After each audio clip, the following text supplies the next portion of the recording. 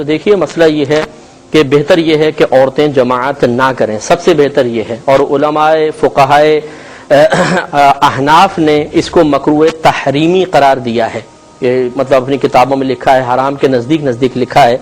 لیکن بہت سی چیزیں ایسی ہوتی ہیں جو اصل کے اعتبار سے ممنوع قرار دی جاتی ہیں، لیکن حالات زمانہ کے اعتبار سے ان کے جواز کے پہلو نکلتے ہیں، اور یہ ایک مفتی ہی بتا سکتا ہے کہ کون سی چیز، یعنی ماہر مفتی جس کو دقت نظری حاصل ہو کہ کون سی چیز کس مقام تک، کس وقت تک یہ حکم رکھے گی، کس وقت اس کا حکم بدل جائے گا۔ جیسے ایلوپیتھک کی دوائیں، ہومیوپیتھک کی دواؤں کا حکم بدلا، عورتوں کے لیے آرٹیفیشل جیولری کا حکم بدل گیا، گاؤں کے اندر جمعہ قائم نہیں ہوتا تھا اب حکم بدل گیا، شہر میں آپ کو شاید حیرت ہوگی کہ شہر میں صرف ایک جمعہ قائم کرنے کی اجازت تھی پہلے، آپ دیکھیں سینکڑوں جمعے قائم ہو رہے ہیں، حکم بدل گیا۔ اسی طریقے سے عورتوں کی تراویح کی جماعت کا بھی مسئلہ ہے کہ اگر عورتیں بے راہ روی کا شکار ہیں، نمازیں فرض نمازیں بھی نہیں پڑھتی ہیں،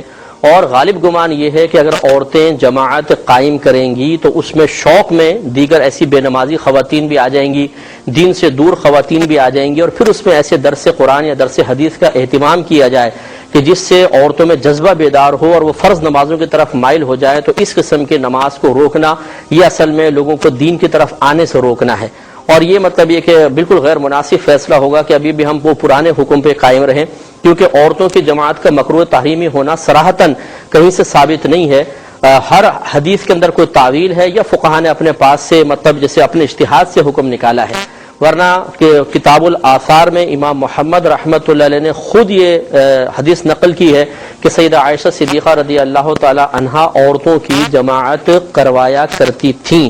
باقاعدہ یہ ثابت ہے، اور اس پر جو بعض علماء احناف نے یہ لکھا کہ یہ شروع اسلام کی بات تھی، اس کا تعاقب کرتے ہوئے صاحب فتح القدیر نے اس کا رد کیا ہے کہ شروع اسلام کی بات کیسے ہو سکتی ہے، جبکہ نبی کریم صلی اللہ علیہ وسلم کے اعلان نبوت کے بعد 13 سال تک آپ مکہ المکرمہ میں رہے، اور پھر آپ مدینہ منورہ آخری 10 سال میں آئے، جس وقت آپ نے ہجرت فرمائی تو سیدہ عائشہ صدیقہ رضی اللہ تعالی عنہا کی عمر 6 سال تھی، تو آپ فرماتے ہیں یقیناً اگر انہوں نے جماعت کروائی تو بلوغت کے بعد ہی کروائی ہوگی، تو پھر وہ مدینہ آ کر کم از کم 3 سال بعد انہوں نے جماعت کروائی ہوگی، تو 13 سال مکی زندگی کے 3 سال لے لیجیے، 16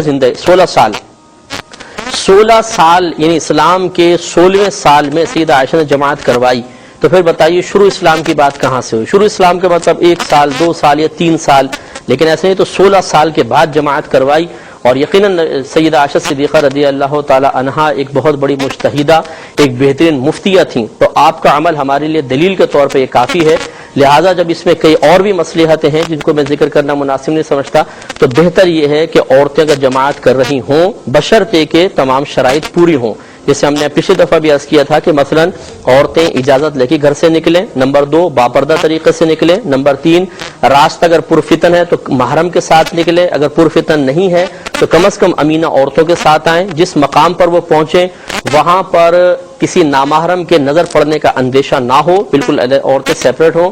نمبر 7 اور جو امام ہو عورتوں کی وہ بالکل مسائل نماز سے مکمل طور پر واقف ہونی چاہیے، اور وہاں پہ عورتوں کا اجتماع فقط دین کی خاطر ہو، اللہ کی رضا کی خاطر ہو، یہ نہیں کہ آ کے غیبتیں چغلیاں کرنے کے لیے جمع ہو جائیں اور اپنے نام عمل خالی کر کے باہر نکلیں، اور پھر بھی ہمارا مشورہ یہ ہوگا کہ ایسی چیزوں کو عادت نہ بنایا جائے، جیسے اب رمضان میں تراویح آ رہی ہے، ٹھیک ہے کر لی، کبھی کبھار صلاۃ التسبیح کی جماعت ہو گئی، تو اس میں چونکہ کئی مصالح شرعیہ فی زمانہ نظر آتے ہیں، لہٰذا حکم جواز ہی ہونا چاہیے۔ ایک یہ بہن نے فرمایا تھا کہ اگر کہیں پر ایسا انتظام ہے کہ مرد امام ہے اور خواتین پردے میں رہ کر جماعت سے نماز پڑھ سکتی ہیں تراویح کی، تو پھر افضل کیا ہوگا، اس مرد کے پیچھے عورتوں کا جمع ہونا یا الگ عورتوں کی جماعت قائم کرنا؟